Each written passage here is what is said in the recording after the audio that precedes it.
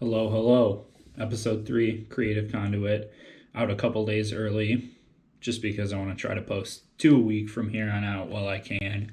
Since I'm home, I have a lot of people to talk to, got nothing better to do, so gonna try to keep that up Mondays and Fridays as best I can. So today's episode, I had my old friend Stephen Paulson on from the band Remo Drive. Met Steven years and years back. We talk about the first time we met, trying to figure out when that was. But yeah, watching him and Erik and Remo just get all the success that they've had has been really awesome. Nobody deserves it more than those two. So, Steven and I talk about his start in music and kind of the process for their new record, which comes out in late June. So keep an eye out for that. Make sure you pick that up. And yeah, we'll get right into it.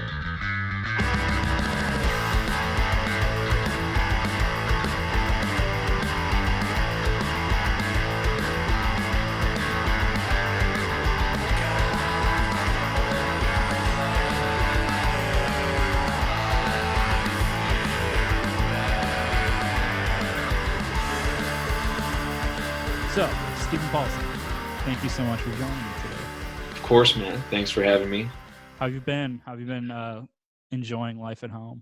It's been good. I think definitely like with everyone else, it was a hard adjustment just with everything kind of changing so rapidly every single day, but been doing good, been busy with Remo stuff and just, I don't know, with the new announcement for the record and single and stuff, and then kind of behind the scenes before we announced all of it, just kind of getting everything ready. That's been kind of creating a nice schedule of stuff and stuff to keep looking forward to through Yeah, all of this chaos and stuff. So that's awesome. And we talked before, but we'll just go over it again. So you guys have been doing a bunch of live streams recently.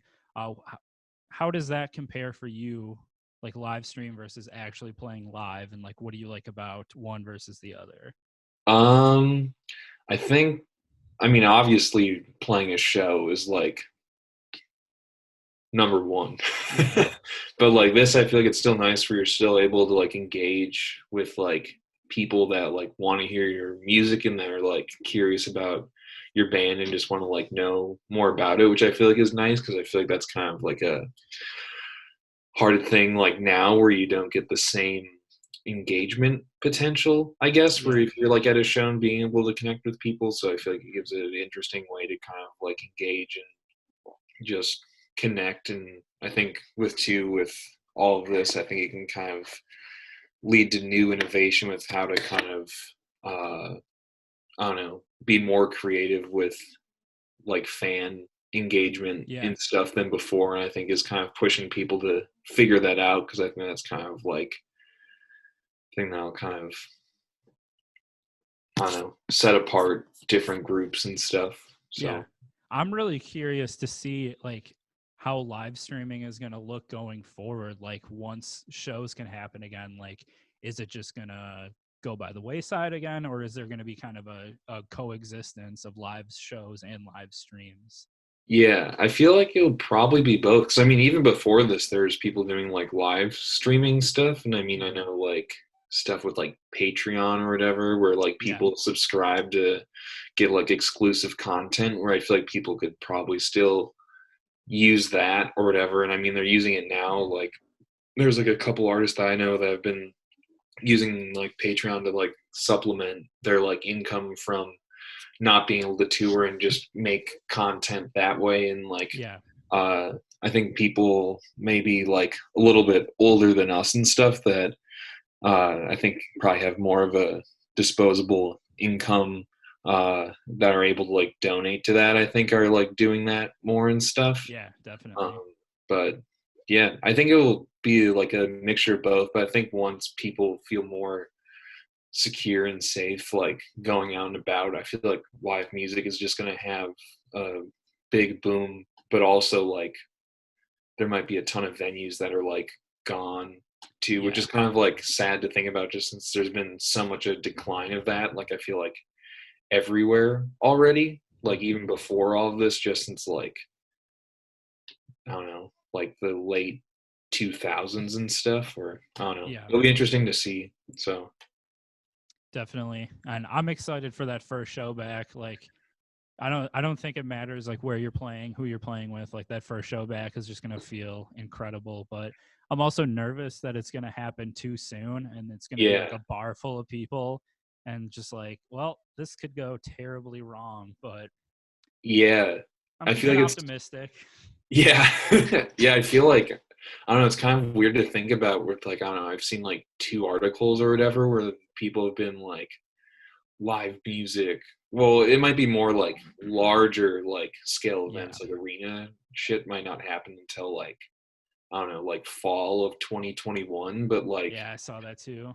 yeah, where I'm like, man, if I don't get to play a show for like a year, like I that hasn't happened since like before I started playing music. Like I've Yeah, me always too. had like a show like either like once or twice a month like when I was younger, and then like with touring like there's always something to like look forward to with like performing, and just like having that shut off like for a year potentially is just kind of like who am Yeah. I? Yeah, it's gonna change a lot of people's lives for sure if that happens. But like you Yeah. said, I mean, everything changes day to day, but I think that's like big scale festivals and Yeah. arenas. So hopefully, what you do and what I do are good by then. But we'll Yeah, see. I hope so, because I feel like there's still more of a way to kind of like I don't know, still like I don't know, social distance or however long that has to be in place. Where like I don't Yeah. know, there's more flexibility with that, and like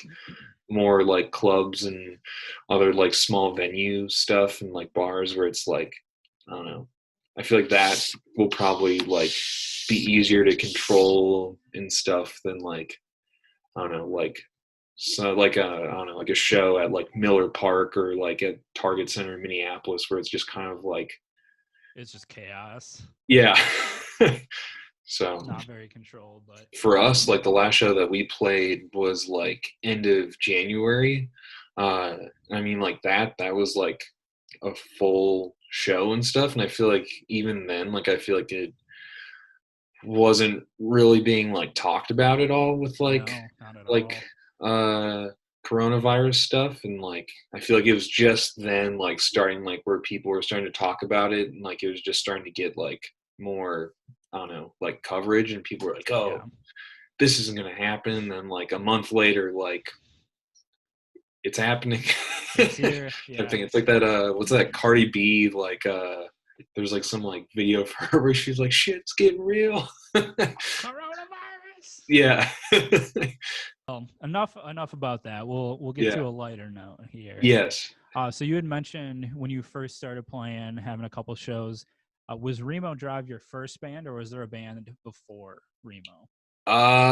There was like a few bands before that. I mean like Eric and I have like always been playing music together and stuff.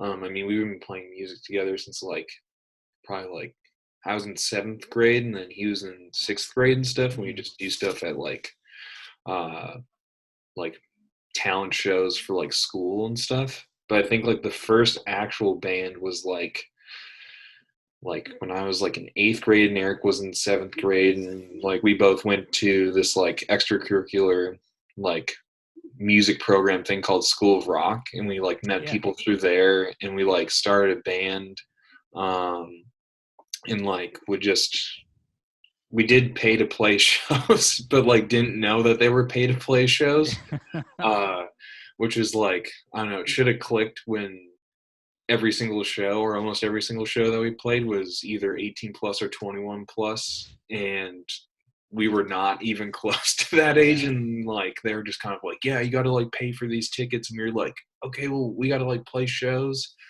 but then thankfully there's some places that uh, were welcoming of all ages music, and we got to play there and got to meet like a lot of cool people, and then I probably played in like one or two other bands like outside of like that band that Eric and I had, and then Yeah. I think that band lasted for like 3 years, and then we kind of like we're just kind of like, hey, we don't really like this music that we're doing anymore. Like, we want to kind of do something else. Let's try figuring that out and figure out a direction to like go down with that. Um, yeah, and then just kind of started doing that, and then that was more kind of like punk stuff and like the influence of that with like Remo and getting into like the kind of like house show scene of I don't know the punk genre, and I don't know the large umbrella of other genres of music that kind of like encompass that whole scene of music and stuff. And so what was the name of that first band? Oh, dude, it's so cringy. It's called Kind of Incredible. That is kind of incredible. I'll give you that. It is kind of incredible. And you said that was like punk music? That was kind of like, I don't know, it was kind of like rock type stuff, where it's just kind of like, I don't know, because I mean, that's Erik and I both grew up listening to like classic rock, so it's kind of like big influence on that. And then like, I don't know, just kind of like modern rock stuff.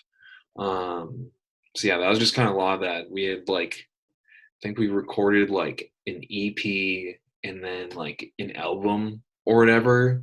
Which I mean, looking back is like crazy to like think about as like a kid that young, like doing that and kind of getting like your first glimpse at that. And I remember like, I mean, both those were kind of like home studios of people that we knew from like, it was like a old instructor from like School of Rock that like recorded our first EP. And then like the guitar player, we had like a bunch of different members in that band, but like the guitar player Dane, who's like tours live with Remo now, actually his dad like ended up like recording that record and stuff, and it was like, I don't know, it was just like it took like a year to record, and like it was just a interesting process to go through as like a 8th, 9th grader, like 10th grader and stuff for all of it. So just going to school feeling like you're king shit because you're you got an album cut. Yeah, and you're just like, this is sick, which it definitely is sick. It's fun like looking back at that and just like, I don't know, just seeing like, I don't know, the growth arc or whatever. I like doing that. So do you come from a musical family, or did you and Erik just kind of inherit that yourselves? Parents like would listen to music and stuff, and like my mom took piano lessons when she was like super young for like a year, and then my dad played in like a cover band like in the 80s and stuff, and would do piano for that. Nice. But it was like, it was never really where music was like, I don't know, around all the time and stuff. It was like appreciated and stuff. And like when we were younger, it was always like, I think when I was like in kindergarten, and then when Erik started in kindergarten, we took like piano lessons for like, God, like, I don't know, like a decade or like a little over a decade and stuff. And then when we got to middle school, when we started picking up like guitar and bass, we like stopped taking piano lessons, which that's one thing I kick myself about like not continuing, is like, I wish I would have done this and not been an idiot about it. I feel that. There's so, especially for people our age, there's so few people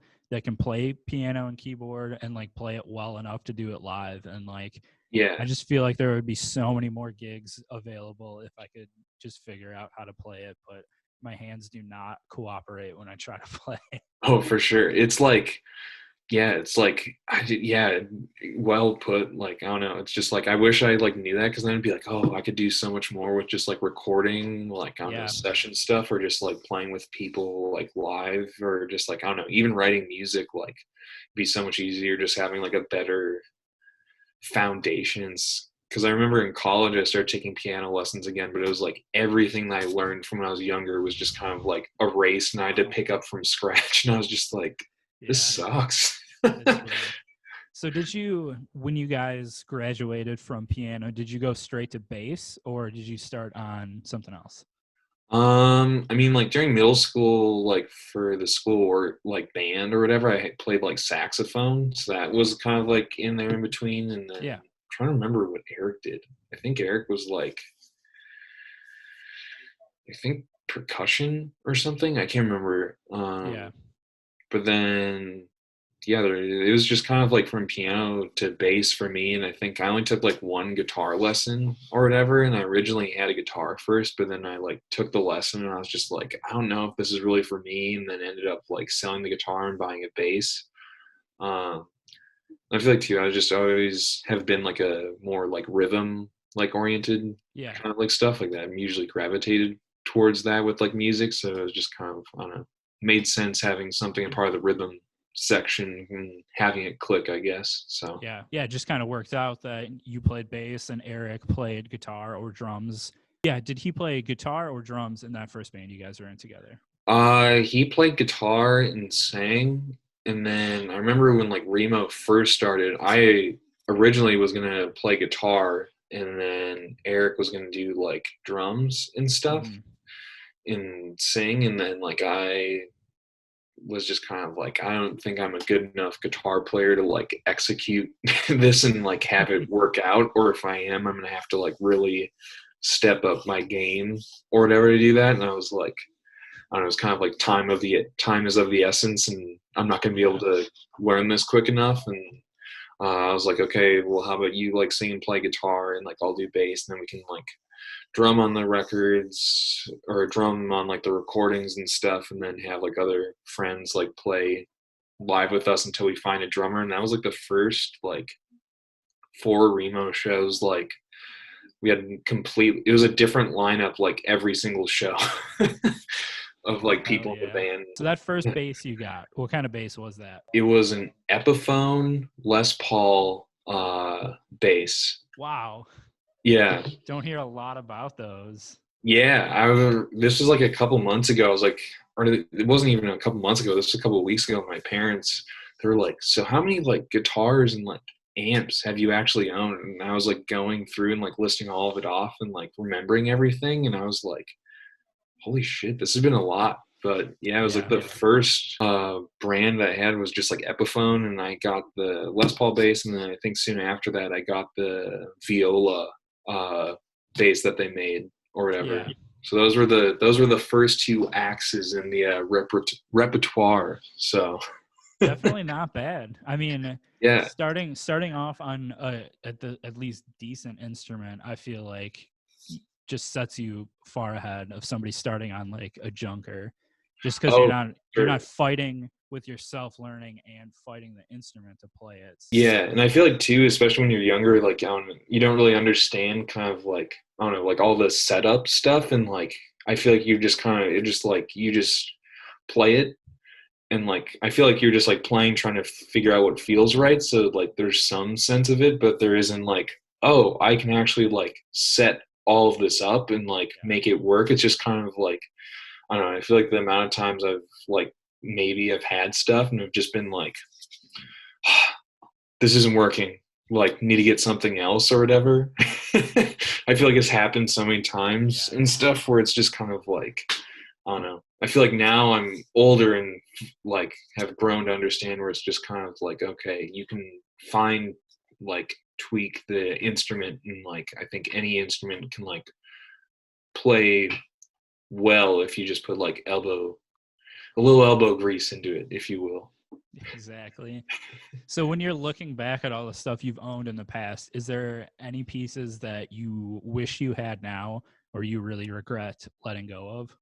Um, I wish I would still have that like Les Paul bass, just as I think it'd be cool to like have like Yeah. the bass that I like learned on or whatever. I feel like everything I've gotten rid of has been for like good reason to get something like better. I think probably in like recent memory, I had like an orange like 410 bass cab and like a 115 Yeah. that I ended up getting rid of. But like I still wish I would have that just to have like different speaker sizes to like mess with. But I mean like the setup that I have now, like uh, for like Bergantino stuff is like the best setup I've ever had in my entire life or whatever. So I'm kind of like, this is still amazing. It's just more like, oh, I wouldn't have sold this or whatever. So Yeah. I feel the same way. Like I look back at a bunch of things I've sold, but almost every time it was directly to buy something else. So it's, I don't know. You can always find your way back to certain pieces too. Like Yeah. I bought a used Strymon Big Sky because I really missed mine, and I ended up somehow getting the exact same one That's that crazy. I sold on Reverb years before. Then I sold it a couple months later because of course I did. So Yeah.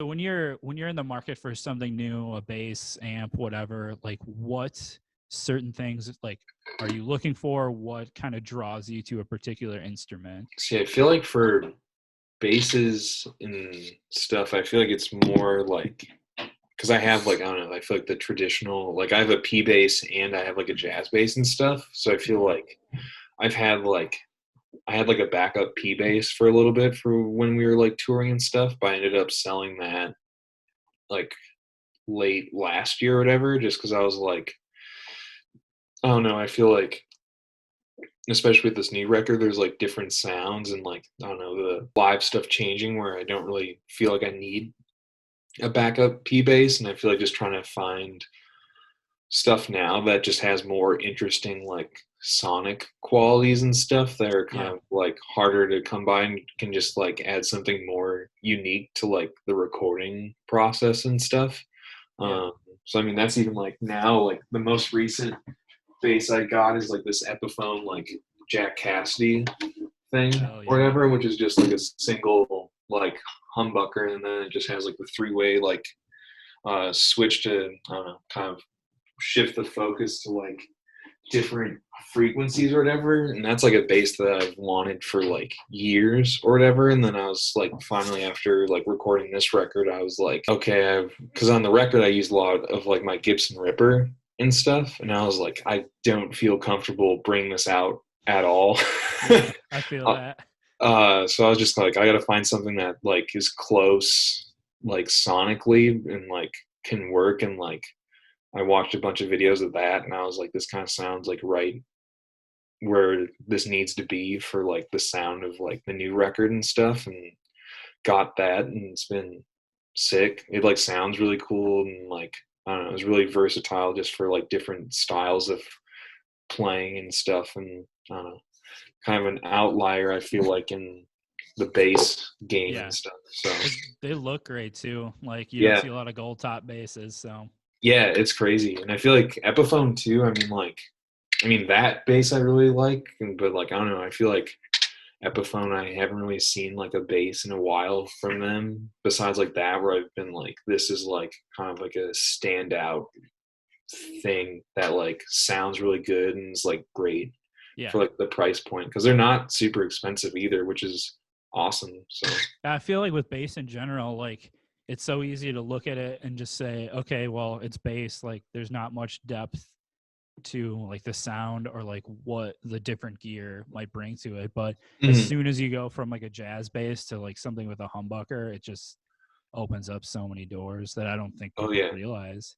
yeah, there's like so many like crazy sonic differences, just like I don't know, I mean like even just like the pickups are obviously like different and stuff, but it's just kind of like where the focus of like a lot of the frequencies are and stuff, for like what they really like work well for like recording wise and stuff. It's like so different or whatever. Like I mean that's like another bass that I got. It was like a humbucking one that like Fender made like a while ago, and like that's Yeah. just like crazy mid frequency bump that like no other bass that I have has or whatever. And like it's kind of a little overbearing with like the mids, but like still Yeah. is like I don't know, still like something unique where it like serves like a purpose that like a jazz bass might not be able to or whatever. So Yeah, definitely. now that I've gotten older, it's kind of like going back to like the selling gear stuff. It's like there's stuff that like I wish I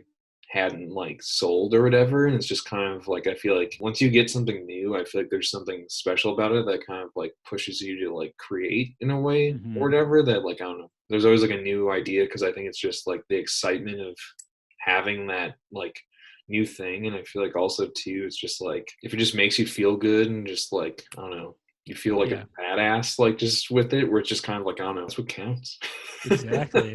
Well, I mean, it's different from when you and me were like 19 playing house shows and like all we could afford is one instrument. Where now like we're real adults and like Yeah. yeah, I can afford to have a bunch of guitars, like, and I'm not taking them into basements where they're probably going to get destroyed. So let's go back to those days. Yeah. So I was trying to figure out like the first time you and I met. And I Mhm. don't know if we played together for the first time or if you were just at a show in Minneapolis, but I don't know if you have any recollection either. I think the first time, I think we might have played like earlier. It was like, I think it was at Como Cabana, because I think it was like Molly's were sending me and uh Township were playing, and it was like Molly's was doing like a music video thing, Yeah. and like I think that was the first time or whatever. So that would have been like, or Yeah, I like think it was it was December. like, yeah, it was like December 2014, or like sometime in the beginning of like 20 uh like 15 or whatever. Yeah, Around that time. All that dude. stuff is like a blur. I know. It's like sometimes it's like, oh shit, that was like a couple years ago, but then other times it's like that was decades ago. Like Yeah. it's just crazy. Yeah, But I think it was that show or whatever, I think is the first time that we had like met or whatever. Cause it was like, cause didn't you guys release like the Leap Year EP in like 2014? yeah. Yeah, so I think it was like sometime after that, because I remember like you guys were still playing songs off of that, and I think the next time you guys came around, you were like doing like new stuff and like Like trying to lean that out. the distinct memory I have from that show, besides that it was crazy, is the like electrical work in that basement was so bad. It was on a 58 just like this, and Mm. I got like this close from it, and it shocked me so bad that like I couldn't feel my face for a whole song, Oof.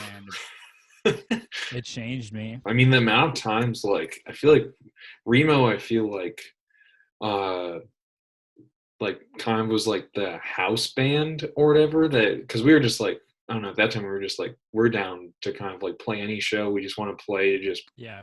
play and like just get better at doing live shows and stuff.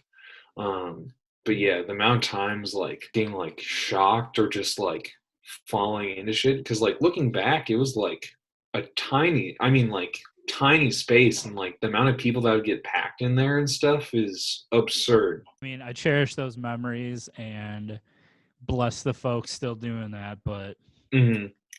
I think I've retired.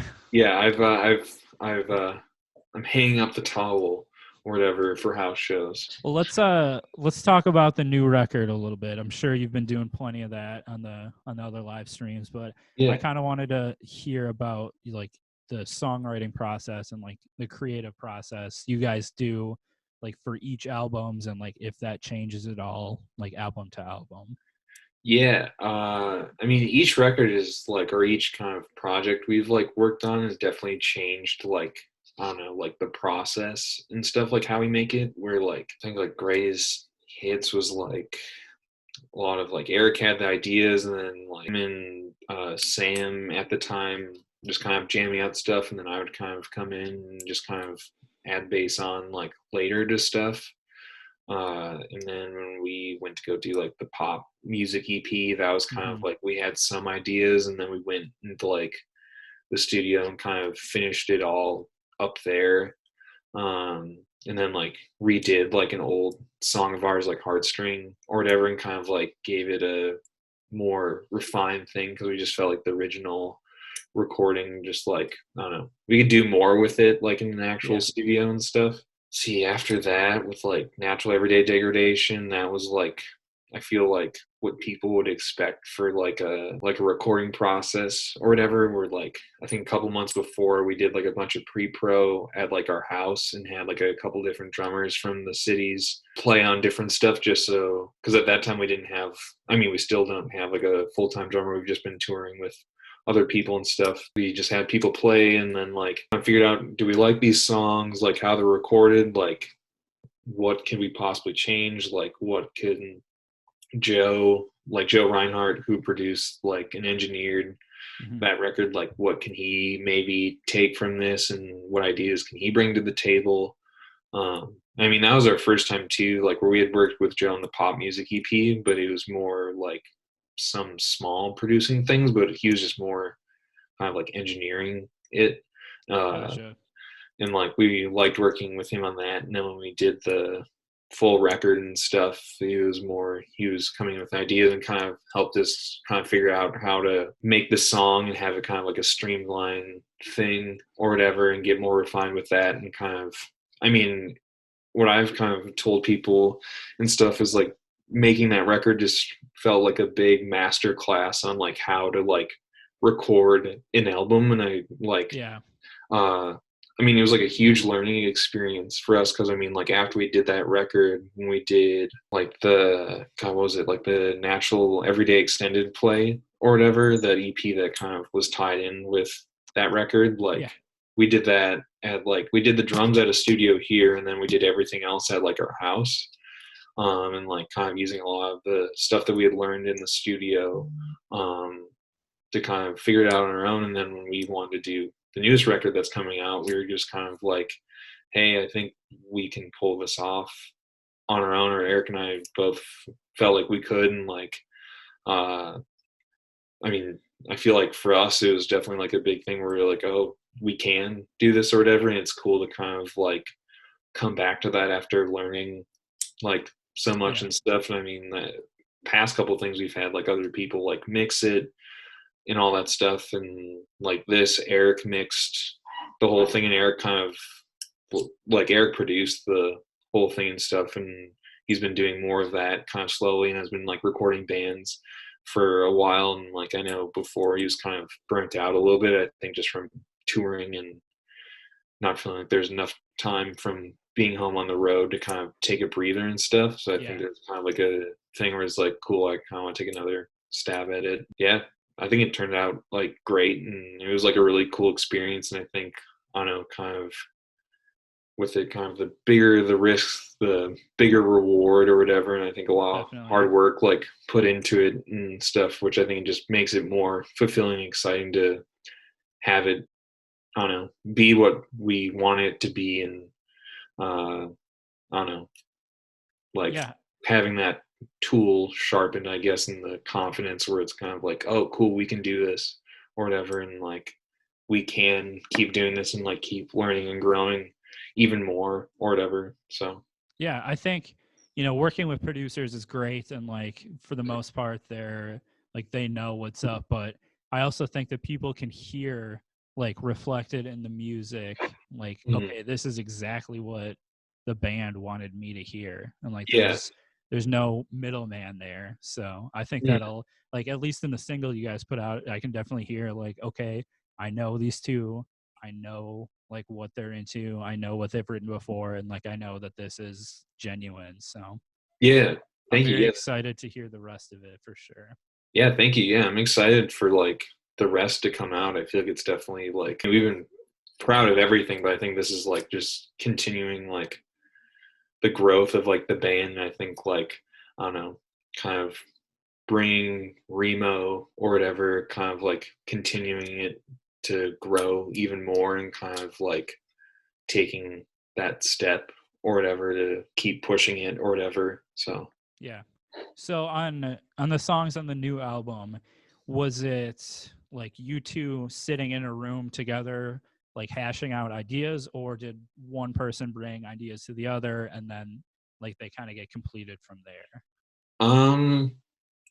For like past stuff, it was more like that, and I think still with this, like Erik had like a lot of like the kind of the guitar ideas and stuff, and that's where a lot of it would start, was with like guitar. And then when we were on tour for in like June last year for like Natural Everyday Degradation, like we were like using like our time during like sound check to like kind of figure stuff out and like start kind of like jamming and getting towards the point of like, cool, like let's make another record or like try to get something out, just because it felt like there was like a, I don't know, creative flow still going, but like different from what we had recorded. And then like in September, like after we went on tour with Wallows, our live drummer Sam, different Sam from Grace Hits, there's a lot of Sams, but like with that, we spent like a week at like our parents' place, just kind of like fleshing everything out,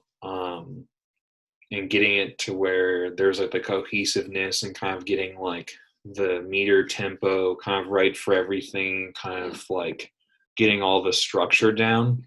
And then like at the end of that week, Sam recorded the drums for like the songs that are on the record.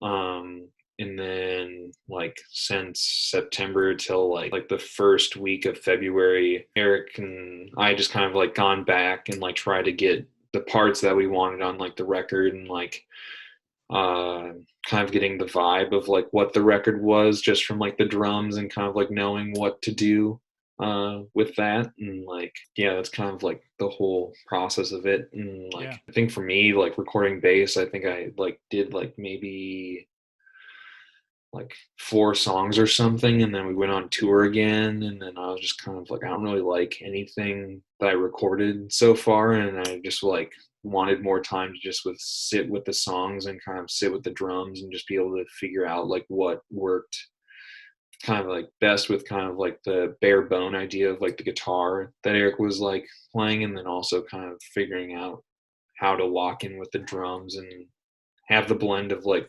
rhythmic and melodic like working in the appropriate way for like the whole record and stuff. So I want to talk a little bit about like inspiration for you. Are yeah. you like, do you find inspiration from other music only, or I feel like a lot of stuff, I feel like just kind of for me, whenever I think music, there's just like so much different music out there that's like so interesting and cool, where I feel like I try to keep like a open mind about everything, or like not trying to like close any doors or kind of like blow stuff off or whatever if I don't like it at first glance or whatever, where it's just kind of like, I don't know, I think that's something that since I've gotten older, I feel like I've kind of grown more into, is kind of like, hey, I might not get this right away or whatever, but like that doesn't like discredit like what this is doing. yeah, Like for music, or like doesn't mean it will click later down the line or something. I feel like I've always been like really like I said before, like rhythm stuff. So I feel like a lot of like electronic stuff that has like a lot of like crazy rhythm stuff going on. And just like other, like, I don't know, like metal music that's kind of like crazy rhythmically or whatever, like kind of enjoying that. And then like I feel like too, kind of going back, at least this year, I've been going back and kind of re-listening to music that I was into when I first started playing music, and kind of like listening to it now with like a more refined ear or whatever, and being able to hear more stuff. And I feel like that's been cool to like really appreciate those records more, or for some of them being like just didn't really hold on like at all to me, like there's not really attachment anymore or whatever with it, I guess. And I think just kind of the world around, I don't know, all of us too, I think we're in an interesting place even before all of this, and like just interesting just to be here or whatever. It's like, I don't know what the odds are or whatever with being born, but it's like in the millions or whatever, so to even get the chance to experience something like this is pretty crazy if you think about it. So agreed. Last questions. If you had to pick top three bass players, in your opinion, maybe not the best, but just your 3 favorite, who'd they be? Let's see. I'm blanking on his name, but the bassist for the 1975. I feel like he's a really solid bass player. I feel like I don't know. Probably something really British. Yeah. But like, I don't know, like listening to those like records and stuff, like I don't know, it's always like super locked in like rhythmically or whatever, which is like really cool to kind of like listen to. I feel like it kind of like, I don't know, just super tight and like fits well. The bassist of Interpol, that was kind of like a thing when I heard like Turn on the Bright Lights for like the first time, and like Antics or whatever. Like I didn't listen to any of that when I was like younger, and that was kind of like in college when I really got into that. And like hearing those records for the first time, I was like, holy shit, like people like play bass like this or whatever. Like it was just like a whole world like opening up for me or whatever. And just like that's like another thing too, where it's like super tight rhythmically, and like also has like a lot of cool stuff like melodically that it like interplays with sometimes with like the vocals and like guitars. I'm gonna say Thundercat. Yes. Thundercat. That's like a cool one. Also, even though this is 4, I feel like from myself growing up and having a bass teacher that was more into funk and stuff, I feel like Larry Graham. That's like a cool one too. Way ahead of his time with like, I don't know, him literally creating like a style of bass playing or whatever, where it's just kind of like, that's cool to have that to your name. Like, like, I don't know, the creator of that. So Exactly. Well, good shit, man. yeah. New album, when's it dropping? Comes out June 26th. June 26th. Well, this I hope I will have edited before then. Yes. I think I can manage. But yeah, Steven, I appreciate you coming and talking to me, bud. Dude, of course. Great chatting. Hopefully I get to see you in the flesh soon. Yes, I hope so too. It's been too long, so. It's been